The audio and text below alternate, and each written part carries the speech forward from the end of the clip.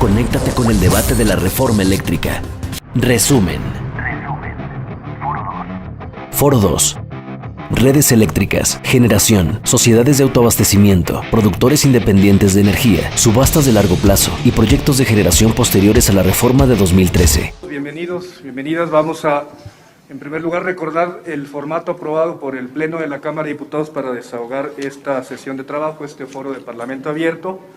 En primer lugar, tendríamos la participación de las personas ponentes, hasta por 5 minutos cada una intervención inicial, iniciando con el primero que hemos anotado en contra y terminando con el sexto que estaría a favor de la propuesta y considerando, insisto, el registro que se ha hecho ante esta Secretaría Ejecutiva. Posteriormente, una vez que concluyan esas intervenciones iniciales, habría posibilidad de que los grupos parlamentarios en orden ascendente tuvieran hasta 3 minutos en la modalidad que ellos decidan, ya sea entregando esa Secretaría Ejecutiva o bien de manera oral, hacer las preguntas a los ponentes, a las personas ponentes, a cualquiera de ellos, para poder iniciar esta ronda de diálogo.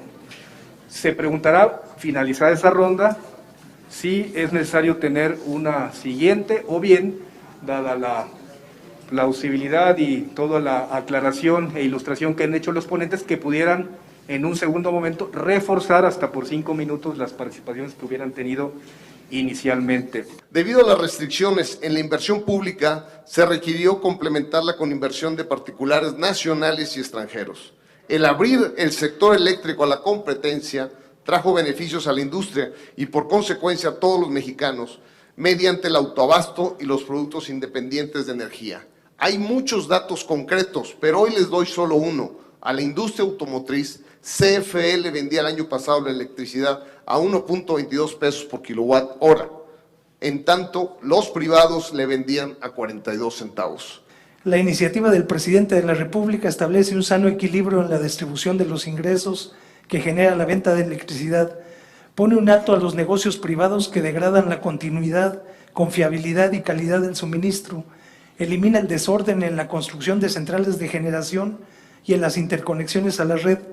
Asigna la máxima prioridad a la electricidad por ser la base de toda la actividad económica.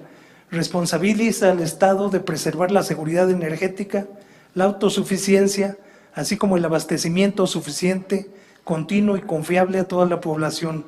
Solo de esa manera se conseguirá el mayor bienestar colectivo. Aquí podemos ver los PIEs, podemos ver que están por encima de los precios de la subasta, pero también el tamaño de las bolitas nos representan el volumen. Todavía los contratos de subasta son mucho menores en comparación a lo de los PIEs. Las sociedades de autoabastecimiento constituyen un esquema ilegal, ya que se trata de generadores que simulan tener múltiples socios, pero que en realidad son sus clientes.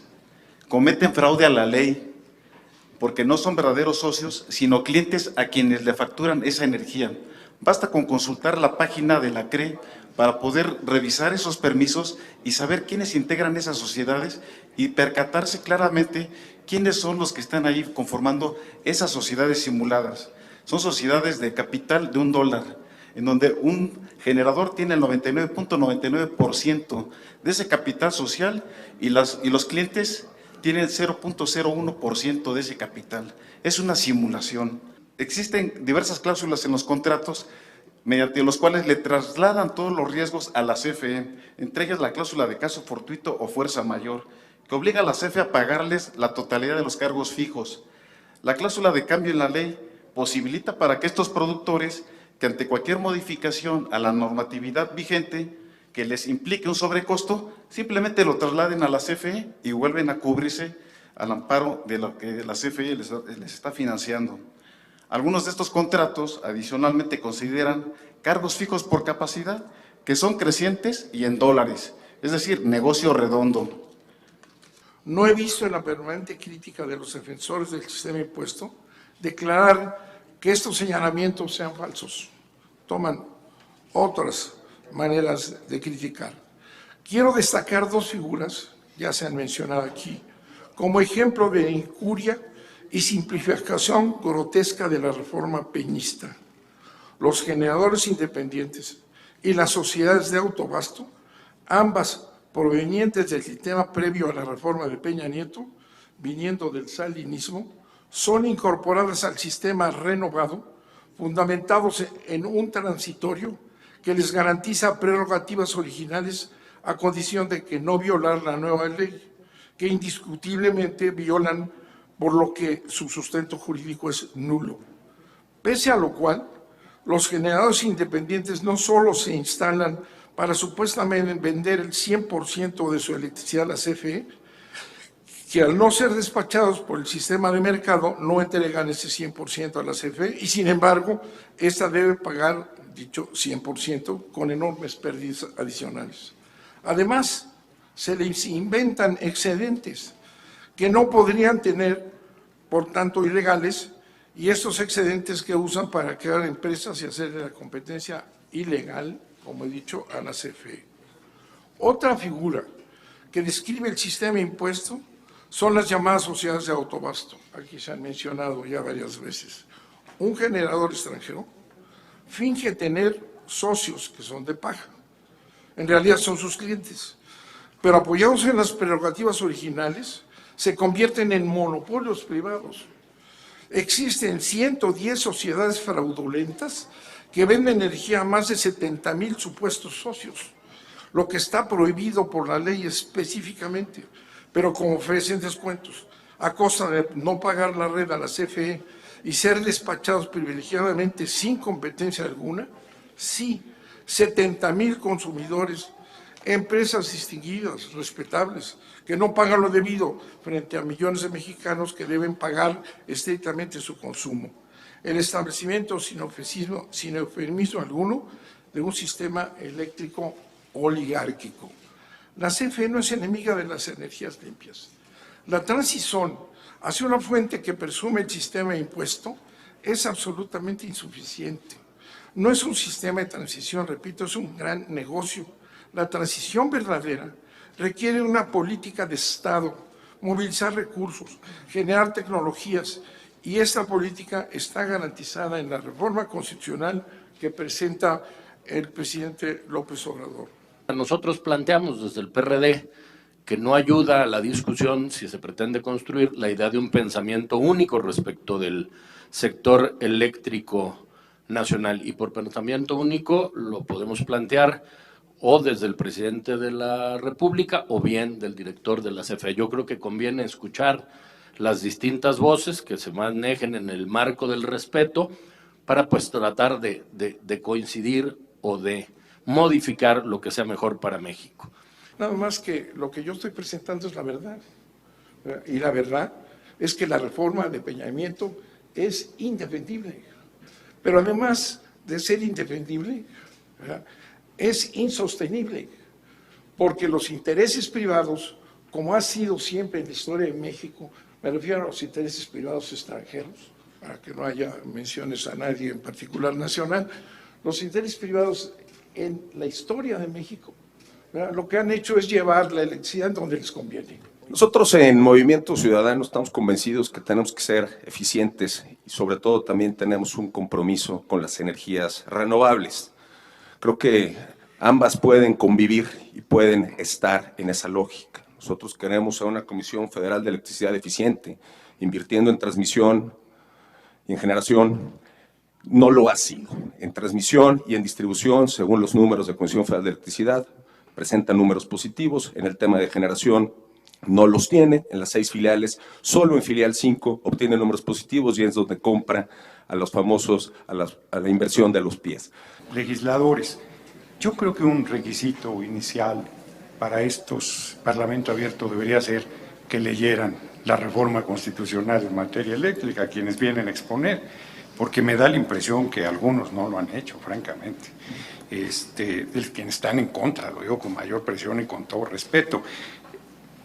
No es el debate, pero hay escarceo, se inicia, porque ese Movimiento Ciudadano, obsesión de invertir en generación, así entregaron toda la importación de gasolina porque decían que era más barata comprarla afuera, y los alimentos, y nos han hecho dependientes en todo. Es una desvergüenza que sigan defendiendo posiciones contrarias a los intereses nacionales, y es una desvergüenza mayor que les digan una y otra vez que CFE va a desaparecer en 2030, que se va a entregar toda esta infraestructura creada por el pueblo de México a través de la empresa pública, la que sea más importante del país, y que ustedes sigan diciendo lugares comunes y mentiras absolutas, el medio ambiente, que no se ha importado nunca nada. El que es más eficiente hoy en día es a quien se le debe de comprar.